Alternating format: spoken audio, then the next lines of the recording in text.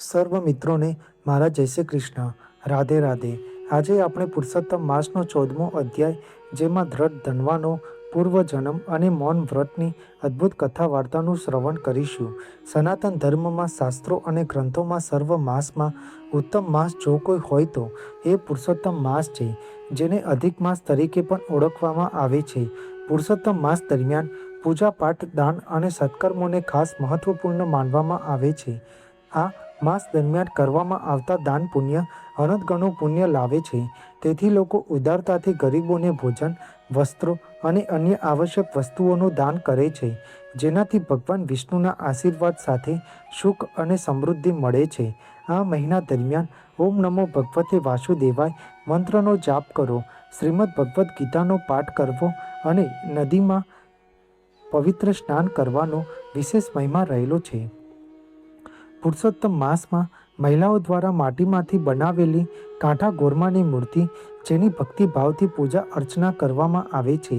મહિલાઓ દ્વારા દરરોજ ગોરમાની પૂજા, આરતી, કથા તેમજ ભજન કીર્તન કરવામાં આવે છે.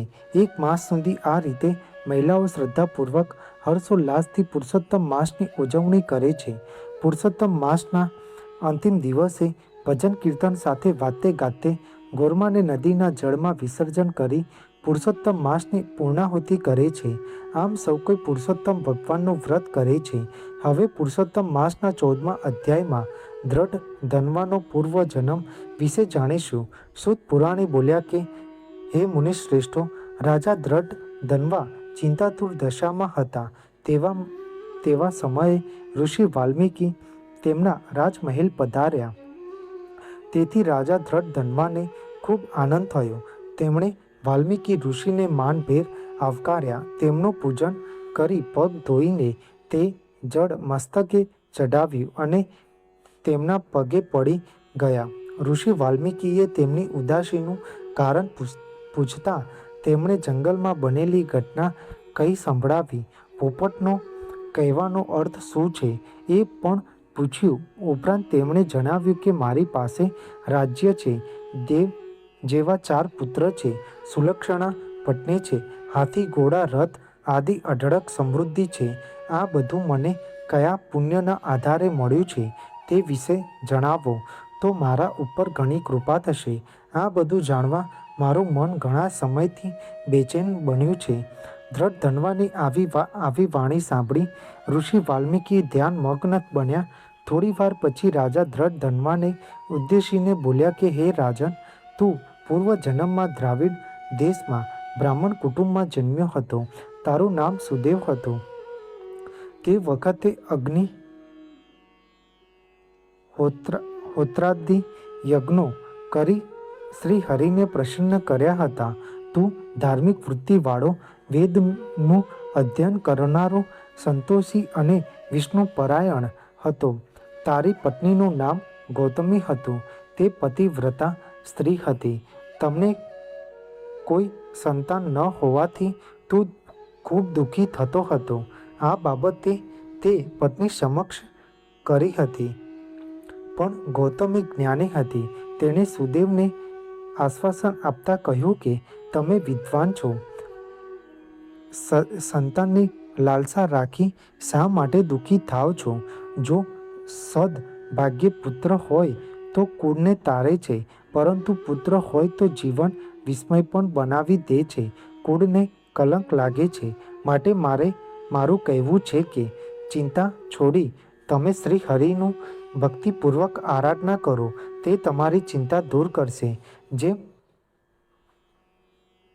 ખડદમ ઋષિની શ્રદ્ધા ભક્તિથી ખુશ થઈ ભગવાને તેમને કપિલદેવ નામના પુત્રને ભેટ ધરી હતી, તેમ ભગવાન આપણી સામે પણ જોશે.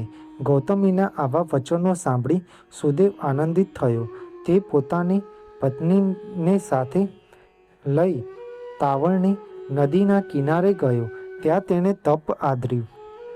તે 5મા દિવસે ફક્ત સૂકા પાંદડા અને જળનો આહાર કરવા લાગ્યો. આમ તપ કરતા 4000 વર્ષ વીતી ગયા. સુદેવના તપથી પ્રસન્ન થઈ ભગવાન વિષ્ણુ ગરુડ પર બેસી તેમની પાસે આવ્યા. ત્યારે સુદેવ આનંદિત થઈ હર્ષભેર ઊભા થઈ ભગવાન વિષ્ણુને પ્રણામ કર્યા. શ્રી બૃહદ નારદીય પુરાણના પુરુષોત્તમ મહાત્મ્યનો દ્રઢ ધનવા પૂર્વજન્મની કથા નામનો 14મો અધ્યાય સંપૂર્ણ. બોલો પુરુષોત્તમ ભગવાનની જય. હવે પુરુષોત્તમ માસમાં કહેવામાં આવતી અનેક પવિત્ર કથાઓમાં મૌન વ્રતની વાર્તા ખૂબ જ પ્રસિદ્ધ છે. તેથી આજે આપણે મૌન વ્રતની અદ્ભુત વ્રત કથાનું શ્રવણ કરીશું. અવંતી નામની નગરીમાં એક પવિત્ર અને વિદ્વાન બ્રાહ્મણ રહેતો હતો. તેનું નામ ધર્મદાસ હતું. ખરેખર તેઓ હંમેશા ધર્મમય જીવન ગાળતા હતા. તેમણે જીવનમાં ઘણા વર્ષો તપમાં ગાળવાથી તેમની ખ્યાતિ તપસ્વી તરીકે થતી હતી. વારંવાર તપ કરવાથી ધર્મદાસનું શરીર દુર્બળ અને કુશ થઈ ગયું હતું. તેમની ઉંમર લગભગ 70 વર્ષથી વધુ થઈ હતી. એવામાં પુરુષોત્તમ માસ આવ્યો. ધર્મદાસ પુરુષોત્તમ વ્રતનો મહિમા જાણતા હતા. તેથી તેમણે પુરુષોત્તમ વ્રત કરવાનું નક્કી કર્યું. વ્રતના પહેલા દિવસે તેઓ પ્રાતઃકાળમાં ઉઠીને નદીએ સ્નાન કરવા ગયા. વ્રત નિયમ મુજબ તેમણે કાંઠા ગોરમાનું પૂજન કર્યું. પછી કથા વાર્તા સાંભળી અને બ્રાહ્મણોને યથાશક્તિ દાન આપી પોતાના ઘરે પાછા આવી ગયા. 70 વર્ષની ઉંમરે આટલું ચાલતા તેઓ થાકી જતા હતા.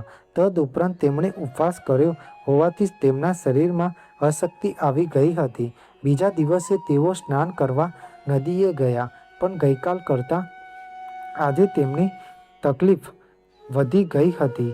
તેથી બીજા દિવસનો ઉપવાસ તેમને વશમાં લાગ્યો. તેમનો જીવ ગભરાવા લાગ્યો.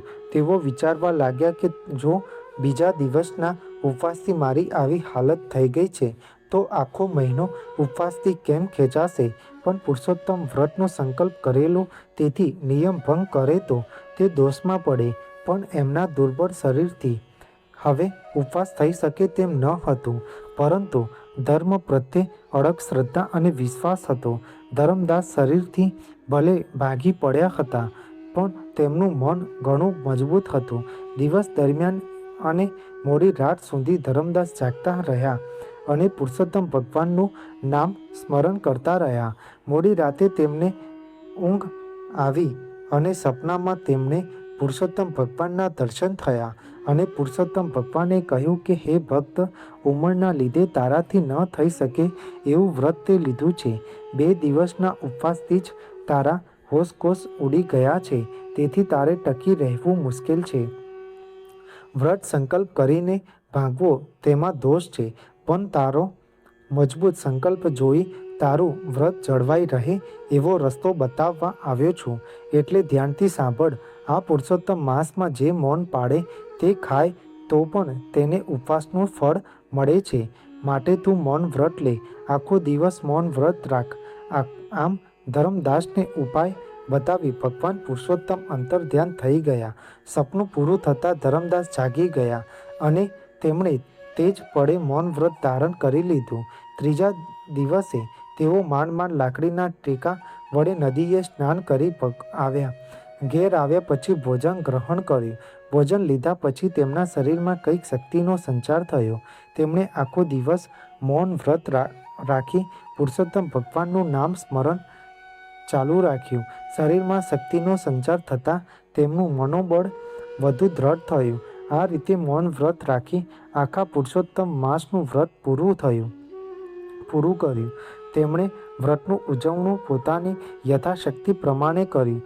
ધર્મદાસની શ્રદ્ધાપૂર્વકની ભક્તિથી પુરુષોત્તમ ભગવાન તેમના ઉપર પ્રસન્ન થયા અને પ્રગટ થઈને કહેવા લાગ્યા કે હે ધર્મદાસ, તારી ઈચ્છા હોય તે માગી લે.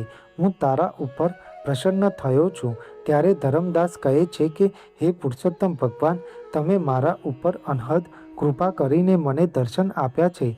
મારે કોઈ જ ભૌતિક સંપત્તિ જોઈતી નથી, પણ મારા હાથે દુઃખી માણસોનું કલ્યાણ થાય તેટલા માટે મને તમારી ભક્તિ સાથે શક્તિ આપો.